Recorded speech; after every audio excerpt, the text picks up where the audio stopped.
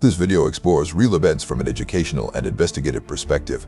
It's shared with respect for everyone affected, focusing on understanding what happened and why. True crime isn't just about what happened, it's about understanding why. If you value that approach, consider subscribing.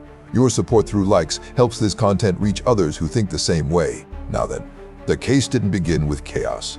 It began with something much quieter. A normal school, a normal morning, students arriving, talking, moving through familiar routines. From the outside, nothing stood out. Nothing suggested that this day would become one of the most studied cases in modern history. But when investigators later examined what had happened, they didn't start with that morning. They went backwards. And what they found wasn't a single moment of decision. It was a pattern, one that had been building slowly, quietly over time. A series of signals, some small, some more obvious, that, in hindsight, formed a clear picture.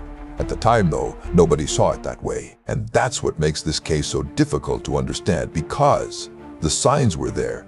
They just weren't recognized for what they were. In the late 1990s, suburban high schools across the United States shared a similar rhythm: structured days, predictable schedules, social groups forming and reforming in hallways, cafeterias, and classrooms.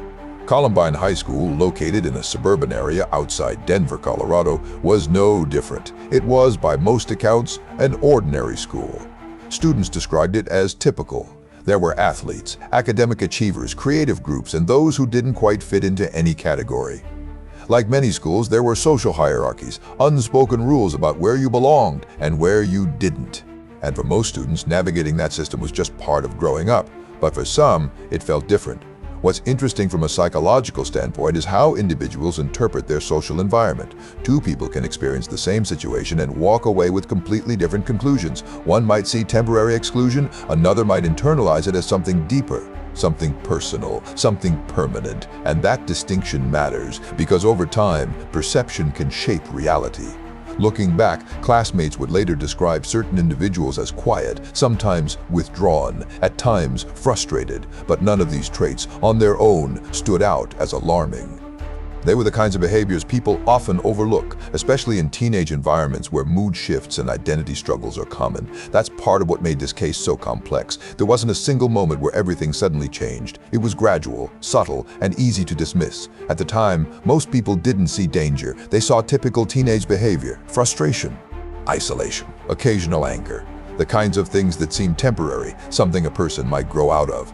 But what investigators later discovered was that beneath the surface, something else was forming, a different kind of narrative, one built not just on experiences, but on interpretation, because feeling excluded is one thing. Believing you've been deliberately pushed out, that's something else entirely, and that belief can become powerful.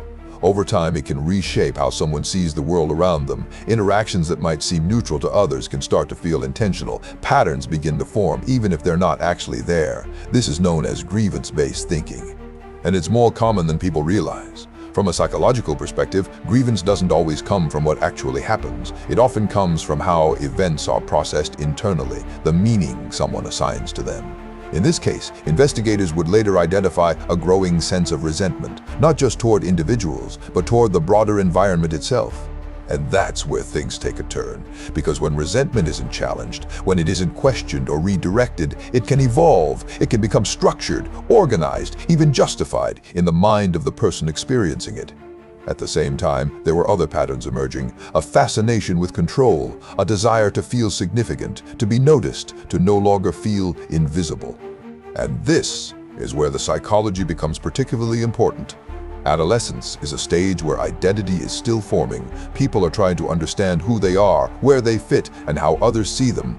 For most, this process stabilizes over time. But in some cases, that development takes a different path. Instead of building connection, it builds distance. Instead of forming identity through relationships, it forms through opposition. Against others, against systems, against perceived injustices. And when that happens, the internal narrative can shift from "I don't belong" to something much more rigid, something more dangerous: "I've been wronged." That shift changes everything. Because once someone believes they've been wronged, truly believes it, their actions begin to align with that perspective. They may start looking for evidence to support it, reinforcing the belief over and over again. And the more it's reinforced, the harder it becomes to challenge. Looking back, there were moments that, in isolation, didn't seem significant. Comments made, behaviors observed. Situations that raised mild concern, but not enough to trigger action, not enough to stand out among everything else happening in a busy school environment. This is something researchers now emphasize when studying cases like this. Warning signs rarely appear as one clear signal. They appear as fragments, pieces that only make sense when you put them together. But at the time, nobody has the full picture. Teachers see one side, friends see another, families see something else entirely, and without communication between those perspectives, the pattern remains hidden. That's exactly what happened here. There were pieces of information scattered across different areas of life. No single person had enough context to fully understand what was developing. And because of that, nothing seemed urgent, nothing seemed immediate. Everything appeared manageable, until it wasn't. What makes this particularly difficult is that, even now, people often look for a single cause, a clear explanation, something simple that answers the question, why? But cases like this don't work that way. There isn't one reason, there are layers, social dynamics, personal psychology, environmental factors, individual interpretation, all interacting over time. And that complexity is easy to underestimate, especially in environments that feel familiar, safe, predictable. Because when something feels normal, it's harder to imagine that anything serious could be developing beneath the surface. That's why so many people after the fact describe the same feeling. They didn't expect it, they didn't see it coming, and perhaps most importantly, they didn't think it could happen there, at their school, in their community. But the truth is, these patterns don't appear overnight. They build slowly, quietly, often without drawing attention. And by the time they become visible, they're already deeply established. That's what investigators would later conclude. This wasn't a sudden event, it was the result of a process, one that had been unfolding long before that morning in April. And understanding that process is key, because it shifts the focus from reacting after the fact to recognizing patterns before they reach that point. But at the time, none of that was clear. At the time, it was just another school, another morning, another day that seemed like all the others, until it wasn't. And then, on a Tuesday morning in April, everything changed. Tuesday, April 20th, 1999 began like any other day. Students arrived in the morning, classes started, conversations carried through hallways. For most people, nothing felt unusual. Nothing suggested that this day would unfold any differently than the ones before it. But what investigators would later determine is that, by the time the school day began, key elements of a larger plan were already in motion. And this is where the timeline becomes important. Not because of what happened moment by moment, but because of what it reveals about preparation. Shortly before midday, the normal rhythm of the school was disrupted. At first, confusion. Students heard sounds they couldn't immediately place. Some assumed it was a prank. Others thought it might be construction noise or something unrelated to any real danger. This kind of uncertainty is actually very common in unexpected situations. From a psychological standpoint, people rarely jump straight to worst-case scenarios. The brain tends to look for familiar explanations first. It tries to normalize what's happening, to fit it into something that makes sense. And that delay in recognition can be critical. Because in those early moments, most people weren't reacting to a clear threat. They were trying to understand what they were experiencing. As the situation developed, it became clear that something was wrong. Students began moving quickly, some leaving classrooms, others trying to find safety. Teachers worked to secure their rooms, attempting to account for everyone present. Communication was fragmented. Information moved unevenly. Some people had partial understanding, others had none, and this created a situation where decisions had to be made without complete information, which is one of the most difficult conditions for anyone to operate under. Emergency responders were notified, and within a short period of time, law enforcement began arriving at the scene. But even then, the situation wasn't immediately clear. There were conflicting reports, different accounts of what was happening and where, uncertainty about how many individuals were involved and whether the situation was contained. And this is where investigative challenges begin, because in fast-moving events like this, early information is often incomplete or inaccurate. Witnesses report what they believe they saw or heard, but those accounts can vary significantly. Not because people are unreliable, but because perception under stress is different. Memory becomes fragmented, details blur, time feels distorted, what seems like minutes can feel much longer. And all of that affects how events are later described. As responders worked to assess the situation, their priority was safety, securing the area, assisting those who needed help, establishing control in an environment that, at that moment, was still unpredictable. Meanwhile, students and staff were trying to process what was happening in real time. Some found ways to leave the building. Others remained inside, waiting for instructions or attempting to stay hidden. Communication between rooms was limited. People relied on what they could see and hear directly, and that created pockets of very different experiences. Some individuals were aware of the seriousness almost immediately. Others remained uncertain for much longer. That variation is something investigators would later examine closely, because it highlights how information spreads or fails to spread during critical incidents. Outside the school, the situation began drawing attention. Emergency vehicles, concerned parents, media presence starting to form. The scale of the response made it clear that this was not a minor event. But even then, the full scope wasn't immediately understood. And that's another important detail, because in the early stages of an investigation, the picture is rarely complete. It develops over time, piece by piece, as more information becomes available, as different accounts are compared, as evidence is gathered and analyzed. And in this case, that process would take much longer than anyone expected. What investigators soon began to realize was that this wasn't spontaneous. There were indications of planning, preparation that had taken place before that day, and this is where the earlier patterns, the ones from Chapter 1, start to become relevant, because the behaviors that once seemed isolated now appeared connected. The sense of grievance, the desire for recognition, the focus on control, all of it began to form a clearer picture. But at this stage, it was still incomplete. There were still major questions. What exactly had been planned? How long had it been in development? And most importantly, how had it gone unnoticed? Those questions would drive the investigation forward, because understanding the sequence of events wasn't just about documenting what happened. It was about understanding how it became possible. Investigators began examining available evidence, personal writings, recorded materials, communication patterns, interactions with peers, anything that could provide insight into intent and development. And what they found reinforced a key conclusion. This was not an impulsive act. It was the result of a longer process, one that had evolved over time. Which brings us back to something mentioned earlier. Warning signs don't always appear in a way that's easy to recognize. They don't come labeled. They don't announce themselves clearly. They exist in context. And without that context, they're easy to overlook. But once investigators began putting those pieces together, the pattern became harder to ignore. Certain behaviors, when viewed collectively, suggested escalation, not just frustration, but something more structured, more deliberate. And that realization changed the direction of the investigation. Because now the focus wasn't only on what happened that day, it was on everything that led up to it. From a criminological standpoint, this shift is critical. Understanding the event itself provides information, but understanding the buildup, the process, provides insight, and insight is what allows prevention. This case would go on to influence how schools, law enforcement, and researchers approach behavioral threat assessment. It highlighted the importance of early intervention, of communication between different parts of a person's life, of taking patterns seriously even when individual pieces don't seem alarming. But at the time, those lessons hadn't fully formed yet. At the time, investigators were still trying to answer the immediate questions. What happened? Who was involved? And how it had unfolded? It would take weeks, months, and in some cases years for the full picture to emerge. And even then, some aspects would remain difficult to fully explain, because human behavior, especially in complex cases like this, doesn't always follow simple logic. But one thing became increasingly clear as the investigation progressed. This didn't start on April 20th. It didn't begin that morning. It had been developing long before anyone realized it. The more investigators uncovered, the clearer it became. This didn't start that morning.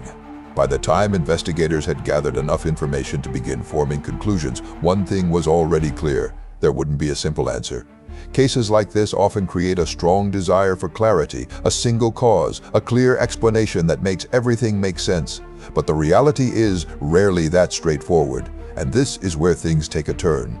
Because the question shifts from what happened to something far more complex. Why? Why would something like this develop in the first place? To understand that, we need to look at patterns, not just events. From a psychological standpoint, one of the most important concepts in cases like this is the idea of grievance formation. This isn't about a single negative experience. It's about how repeated perceptions, real or interpreted, begin to shape someone's internal narrative over time. In this case, investigators and behavioral experts later identified a pattern of thinking that had become increasingly rigid, a belief system built around being wronged, misunderstood, excluded, and over time, that belief didn't just remain internal, it became reinforced through through repeated thought patterns, through selective interpretation of events, through a growing sense that the world itself was unfair. What's interesting from a psychological standpoint is how powerful that kind of thinking can become. Because once a person fully commits to that narrative, it begins to influence everything else. How they interpret interactions, how they view other people, how they justify their own behavior. And this is where another key element comes into play, the need for significance. Earlier, we mentioned the idea of feeling invisible. That feeling on its own is not uncommon, especially during adolescence, but in most cases, it fades or is redirected into healthier forms of identity development. In this case, it didn't. Instead, it intensified. It combined with grievance, and it began to take on a different form, a desire not just to be seen, but to be remembered. And that distinction matters, because wanting to belong is very different from wanting to be recognized at any cost. When those two ideas separate, the motivation behind behavior can change dramatically. Investigators also noted differences in personality dynamics. From a behavioral perspective, this wasn't the case of identical thinking patterns. There were differences in temperament, differences in how each individual processed the world around them. But what connected those differences was reinforcement, shared beliefs, shared narratives, and that kind of dynamic can accelerate development. Because when one person's perspective is validated by another, it becomes stronger, more stable, less likely to be questioned, and over time, that shared reinforcement can create an echo chamber, a space where ideas are repeated, strengthened, and normalized, even if they're disconnected from reality. This is something researchers now pay close attention to, not just individual behavior, but interaction patterns. Because in many cases, it's not just what someone thinks, it's who they think it with, and that combination can be critical. Now, here's the detail that changes everything. For a long time, public discussion focused heavily on a single explanation. Bullying. It became the dominant narrative, the idea that this was simply a reaction to being mistreated. But as more information emerged, that explanation didn't fully hold up. That's not to say social experiences didn't play a role. They did, but they weren't the whole picture. In fact, research following this case has shown that oversimplifying the cause can actually make prevention harder, because it leads people to look for one specific trigger, instead of understanding the broader pattern. This case wasn't about one event. It was about accumulation, perception layered over time, internal narratives that became increasingly rigid, and a lack of interruption in that process. Which brings us back to something we mentioned earlier, warning signs. Looking back, investigators identified multiple indicators that, when viewed together, suggested escalation. Expressions of anger, fixation on certain ideas, changes in behavior, communication patterns that hinted at deeper issues. But at the time, those signals were fragmented, seen by different people in different contexts, without a system in place to connect them. And that's one of the most important lessons from this case. Because today, many schools and organizations use what's known as behavioral threat assessment, a process designed to identify patterns early, to bring together information from different sources, to evaluate risk based on behavior, not just isolated incidents. That approach didn't exist in the same way back then. And this case played a major role in changing that. From a criminological standpoint, it shifted the focus from reaction to prevention, from individual events to patterns of behavior, and from isolated warning signs to connected systems of understanding. It also changed how researchers approach similar cases, moving away from simple explanations and toward more complex, layered analysis. Because human behavior, especially under stress, isolation, and reinforcement, doesn't follow a single path. It develops over time, influenced by multiple factors and shaped by both internal and external dynamics, which is why understanding these cases matters, not just for historical context, but for what they can teach us moving forward. How to recognize early patterns, how to respond to concerning behavior, how to create environments where warning signs don't go unnoticed, and how to intervene before those patterns become something more serious. And that's what makes this case so significant, not just because of what happened, but because of what it revealed. About perception, about isolation, about the importance of early recognition, and about how easily critical details can be missed when they're seen in isolation. Because in the end, this wasn't a single moment. It was a process, one that built over time, quietly, gradually, until it reached a point where it could no longer be ignored. And understanding that process, truly understanding it, is what allows us to learn from it, to recognize it earlier, and ideally to prevent it from reaching that point again.